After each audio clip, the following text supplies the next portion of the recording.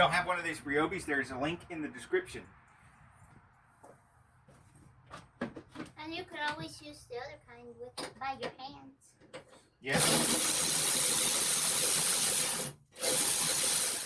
Could just use a regular hand ratchet. Or the Milwaukee, but the Milwaukee costs about twice as much as this Ryobi. The Milwaukee is more powerful, but as you can see, you don't really need a lot of power for this kind of job right here. The thing you want to know that's going to save you a couple $100 is these water pumps for $500 at the dealer. And Aisin is the original equipment manufacturer for Toyota.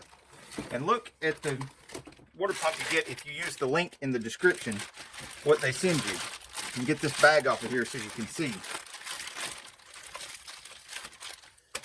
Right here, above where it says Aisin, if you buy it from the Toyota dealer, it'll say Toyota right there. And you can see that Aisin has scratched that off. And they put it in their own box, instead of leaving Toyota on there and sending it to Toyota so Toyota can mark it up and sell it to you for twice as much. So you'll get this for about half the price. It comes with the new gasket and save $200 or $300. Look at the back side of the water pump and see there's 1, 2, 3, 4, 5 bolts. And it's oriented like this. So we're going to be taking out the 1, 2, 3, 4, 5 bolts. There's a 6th bolt down here that's very close. You got to be careful not to take that out because that bolt is not a water pump bolt. It's a timing cover bolt. First, we'll take this electrical connector loose. See? You just press on this tab right here and pull toward the driver's side of the car. If you don't have a 12mm swivel, you can use just a regular socket. Break these bolts loose. One.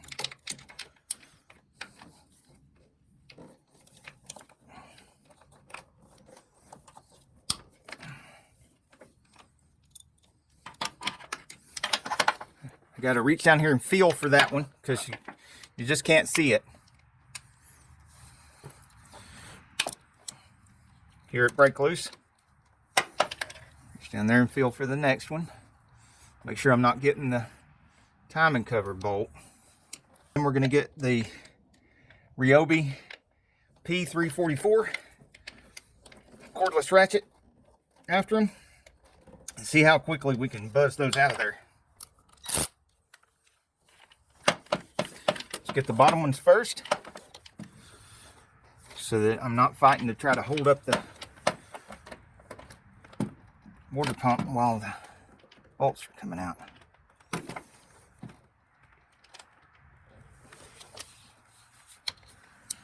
want to get the bottom ones first because you want the most difficult bolts out first.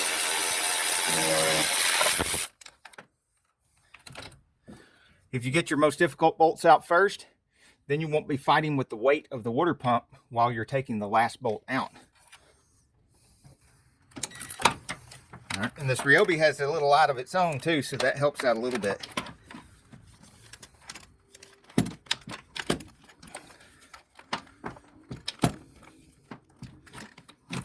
It's kind of a tight fit for a power ratchet down here.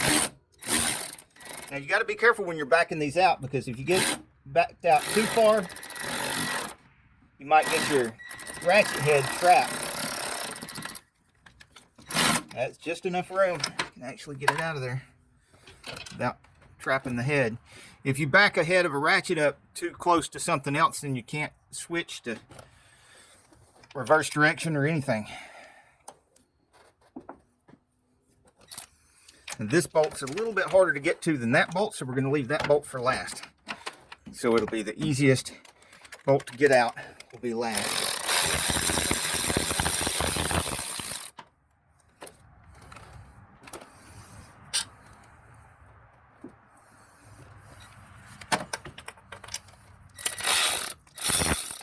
Yeah, it's coming loose.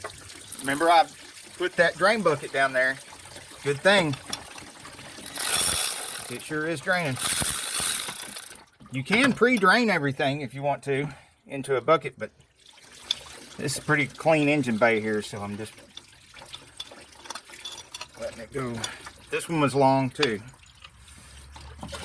Now, yes, that confirms, since we only took 4 bolts out and it's coming loose, that one of the bolts is missing. Wow, look at what I found on the bolt table. It's not only the same threads and thread pitch, but it's the same size head, so we can continue to use the 12mm on all 5 bolts. Isn't that sweet? Down in the worm track, there is a little divot sticking out right there. See that divot? It goes right here, so that it goes down in there. And then just move your finger around and make sure the whole thing goes way down in there. And this is designed to go in here dry with no kind of sealant or anything else. Stick it in there dry. And see how far it sticks out. It sticks out quite a bit. So it doesn't really need any help sealing. But you do need to make sure that this surface is nice and clean. So take a flashlight or something and look at it real good, and then rub your fingers on it, your clean fingers. Wipe them off good and rub it on there so that you can maybe feel something that you don't see. See how I'm tilting this as I go down? It won't go in otherwise.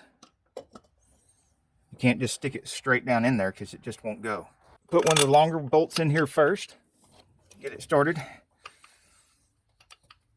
And of course we're doing it, starting it by hand. Make sure you put Loctite or some other type of thread locker on these bolts before you put them in.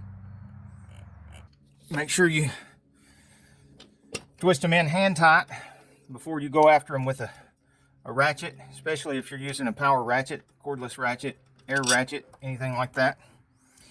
If you had a bolt in there to hold the water pump up against there while you're working Loctite the bolts, make sure you pull them out. Put Loctite on them too. I'm using the Loctite 242. Let me know in the comments what's your favorite thread locker.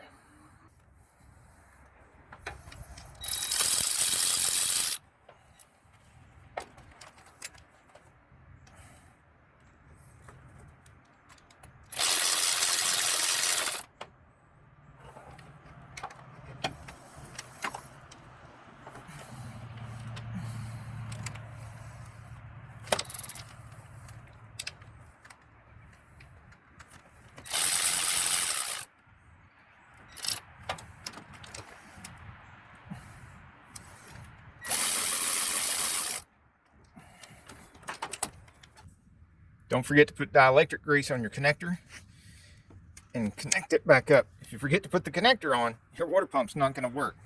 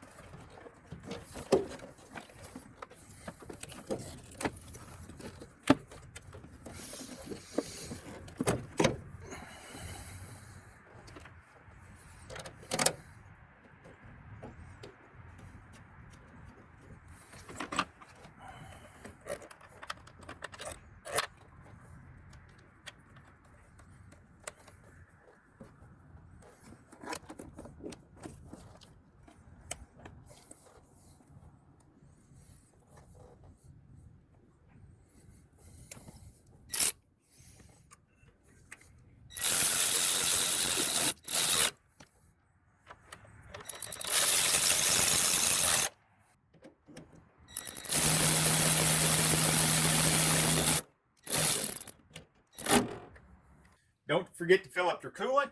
And thank you so much for watching our videos. We have playlists full of repair videos, tool reviews, car show videos, show cars, hot rods, mod rods.